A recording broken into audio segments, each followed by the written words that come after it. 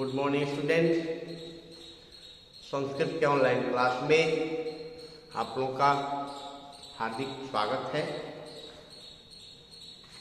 आप इस चैनल को देखेंगे और देखने के बाद कम से कम एक लाइक जरूर दीजिएगा। पाठ में 15वां पाठ पढ़ा रहा था और मैं वाचन किया था।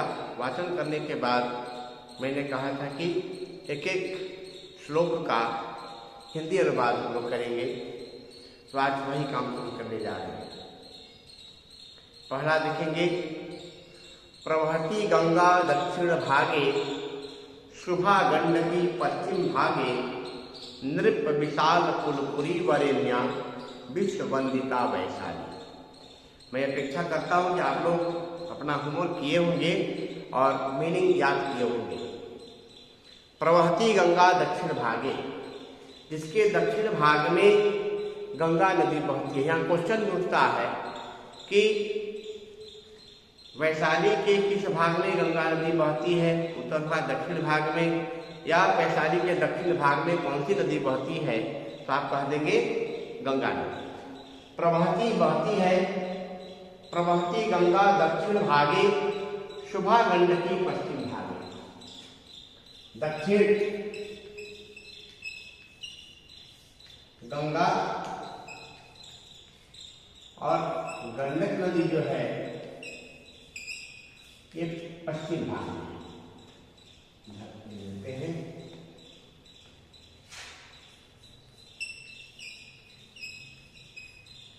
पश्चिम भाग में गंडकी।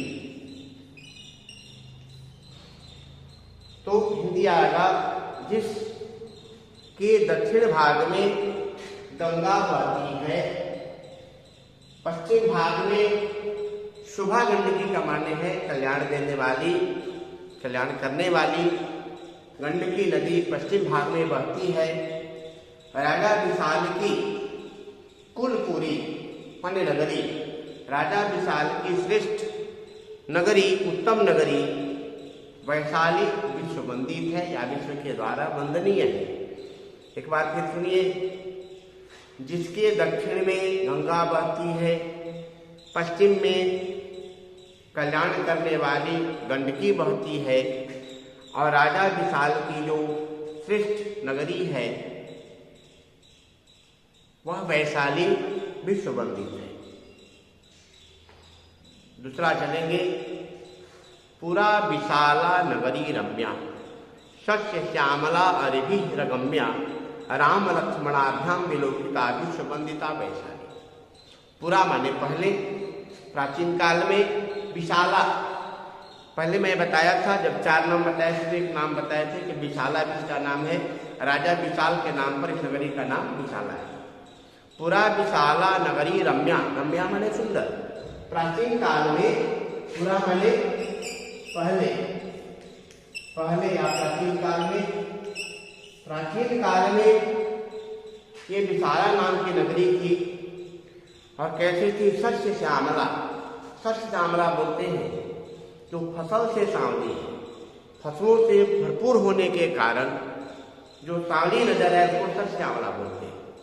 और भी रगम्या, इसको उसके लिए बताए थे पिछले क्लास में, और थोड़े में हो जाएगा अरि, अरि माने दुश्मन, और अरिभी जो रगम्या, अरि माने दुश्मन, अरिभी तृतीया लगा है, तृतीया विभक्ति का बहुवचन माने दुश्मनों के द्वारा अगम्य है, माने जहां पर आसानी से दुश्मन नहीं जा सकते हैं। क्योंकि पहले पढ़े थे कि तीनों से नदी है और एक और हिमालय है, वहां पर आसानी से नहीं पहुंच सकते हैं। तो ये नगरी कैसी है? पहले विशाला नाम से सुंदर नगरी थी, और सस्यामला माने फसलों से परिपूर्ण है, फसलों से परिपूर्ण होने के कारण सांवली है, और भी रगम्या दुश्मनों के द्वारा अगम्य है। राम लक्ष्मणाभ्याम विलोकिता, राम और लक्ष्मण के द्वारा देखी गई इस नगरी। अब ये बात कब की आती है? जब विश्वामित्र राम लक्ष्मण को लेकर के अयोध्या से आए बक्सर में, और बक्सर से धनुष यज्ञ हो रहा था, तो वहाँ पर विश्वामित्र को भी इन्विटेशन मिला था। तो तो राम लक्ष्मण को लेकर के जा रहे थे, रास्ते में वैशाली नगरी मिली थी, तो उसका दर्शन राम लक्ष्मण ने किया। या मिथिला जो है राजा विदेह की नगरी, वहाँ जब गए तो वहाँ पर भी राम लक्ष्मण जो थे राजा जनक की नगरी का दर्शन किए थे, वाच किए थे। तो राम लक्ष्मण के द्वारा विलोकित की गई, मैंने देखी गई, राम लक्ष्मण के द्वारा जिसका दर्शन किया गया वह वैशाली नगरी विश्वबंदी। तो ऐसे याद रखना है कि राजा विशाल की नगरी प्राचीन काल में विशाला नाम की नगरी अत्यंत सुंदर थी, फसलों से परिपूर्ण होने के कारण सांवली थी, और भी रगम्या का माने हैं दुश्मनों के द्वारा अगम्य थी, और राम लक्ष्मण के द्वारा देखी जाने के कारण, दर्शन किए जाने से ये वैशाली विश्ववंदित है, यानी पूरे संसार में वंदनीय है, वंदना करने है। या सीता जनिका विशिष्यते, सीता जनिका माने जन्म देने वाली, जो भूमि जो नगरी सीता की जननी के रूप में, जन्म देने वाली के रूप में विशिष्टता को प्राप्त की, माने या सीता जनिका विशिष्यते, या जिनेन्द्र जननी प्रशस्यते। और जिनेन्द्र किसको बोलते हैं? वर्धमान महावीर जो है जैन धर्म के भगवान महावीर, जो 24वें तीर्थंकर थे, वो उन्होंने इंद्रियों पर जीत हासिल की थी, इसलिए उनका नाम पड़ा था जिनेन्द्र। अभी भी जैन धर्म को मानने वाले लोग जय जिनेन्द्रा बोलते हैं, आप लोग देखते होंगे, तो उसमें भी आपको मिलता होगा, क्या कहते हैं, तारकनाथ का उल्टा चश्मा में जय जिनेन्द्रा कहते हैं जेठिया जी। तो जैन धर्म को मानने वाले लोग करते हैं। जिनेन्द्र जननी यानी जिनेन्द्र की जननी के रूप में जो प्रशस्ति है, प्रशस्त है, या प्रसन्नता को प्राप्त की है, या विदेह जनका विसेविता, और जो विदेह जनक आदि राजाओं के द्वारा सेवित है या सेवा की गई, जिस नगरी की सेवा जनक के द्वारा किया गया, विदेह के द्वारा किया गया, वह वैशाली विश्ववंदित है। फिर एक बार देखेंगे, या सीता जनिका विशिष्यते, जो सीता की जननी के रूप में, जन्म देने वाली के रूप में विशिष्टता को प्राप्त की है, और जो जिनेन्द्र की जननी है, माने भगवान महावीर की जननी है, उसके रूप में प्रशस्ति को प्राप्त की है, और जो विदेह जनक आदि राजाओं के द्वारा सेवित है या सेवा की गई है, वह नगरी विश्ववंदित है, वैशाली विश्ववंदित है, वंदनीय है। तो प्रश्न कुछ आएंगे, जैसे मैं बोल रहा हूं कि किस राजा की नगरी वैशाली थी या वैशाली है, तो आप कहेंगे राजा विशाल। विश्ववंदिता नगरी कौन है? वैशाली है। और भी रगम्या किसे कहा गया है? तो बोलेंगे वैशाली को कहा गया है। या वैशाली नगरी किसके द्वारा अगम्य है?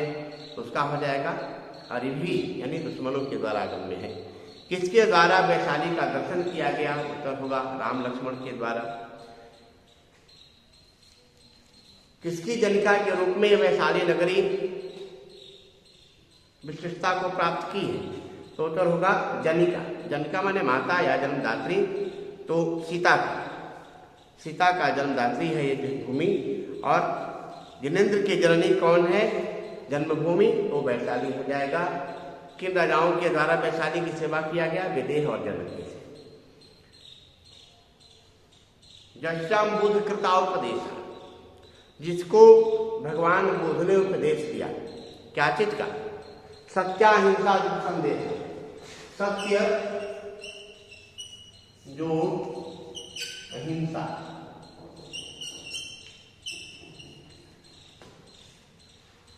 अहिंसा, सत्याहिंसा, सत्य और अहिंसा इत्यादि का संदेश जिसको भगवान बुद्ध ने दिया। आम्रपालिका कला शास्त्र।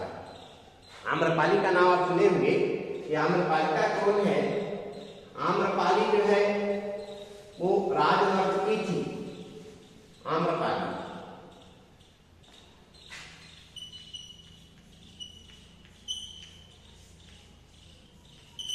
आम्रपाली ये राजनर्तकी थी और राजा के दरबार में उसको वो सारी सुविधाएं मिल रही थी जो एक मंत्री को मिलता है।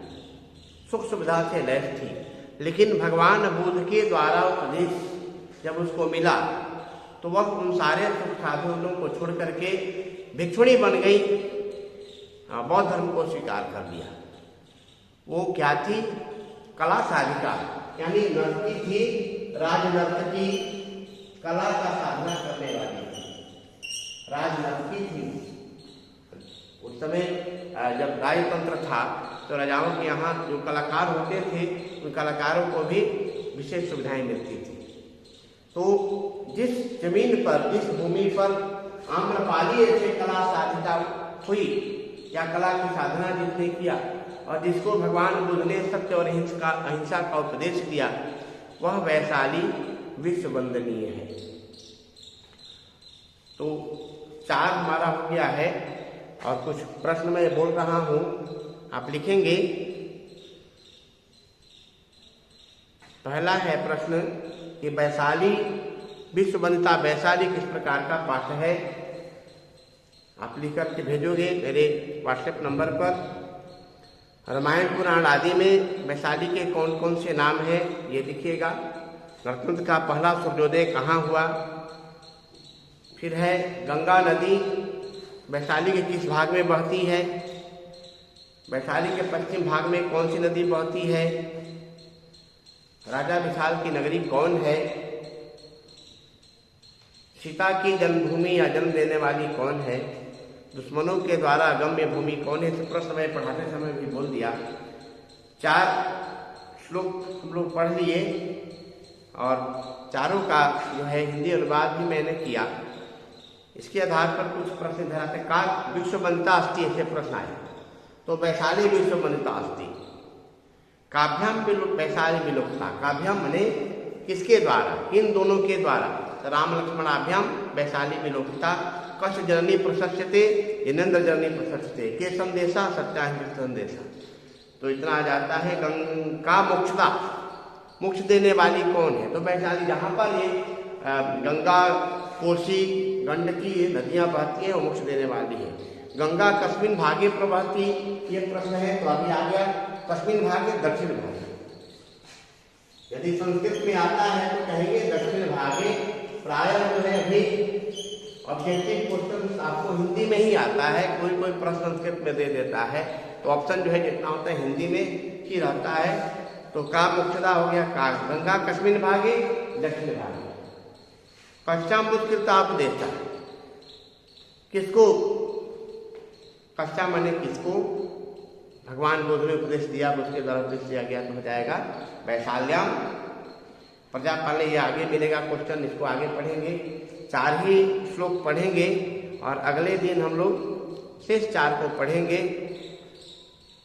मैं उम्मीद करता हूँ आपको पाठ अच्छा लगा होगा और एक लाइक जरूर करिएगा, चैनल को सब्सक्राइब करिएगा और मेरे साथ सहयोग करेंगे। Thank you.